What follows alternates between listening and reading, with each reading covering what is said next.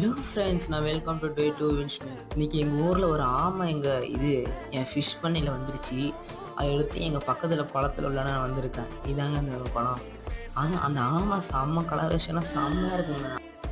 நானும் வளர்க்கலாமான்னு எங்கள் அம்மாட்ட கேட்டேன். அந்த ஆமையை தான் வளர்க்கக்கூடாதுன்ட்டாங்க. சரி வாங்க உங்களுக்கு ஆமையை காட்டுறேன். செம்மையாக இருக்குங்க அந்த ஆமை, சரியான கலரேஷன். இந்த குளத்துல அது எப்படின்னா செம்மையாக வளரும். அதனால தான் குளத்துல விட்டேன். எப்படி ஃபிஷ்ஷை மீன் பண்ணைக்கு எப்படி வந்திருக்குன்னு எனக்கு தெரியல. தெரிஞ்சோன்னா உங்களுக்கு அடுத்த வீடியோவில் போடுறேன். இது நான் செகண்ட் பார்ட் ஒன்று போடலாம். மீன் நம்ம ஆமை நம்ம எப்படி விடுறதுன்னு நம்ம குளத்துல செகண்ட் பார்ட்டில் போடுறேன். பாருங்கள், செம்மையாக இருக்கும். ஒரு ஆமை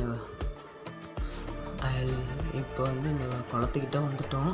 இங்கே ரொம்ப பெரிய குளம், இது நல்லா அது வளரும். அதனால் இந்த குளத்துல விடுறோம். இந்த குளத்துல நிறைய டக் பீக் இருக்குது. நீங்கள் கமெண்ட் செக்ஷனில் டக் பீக் வளருன்னா சொல்லுங்கள். வாங்க அடுத்த பார்ட்டில் பார்ப்போம். Bye friends.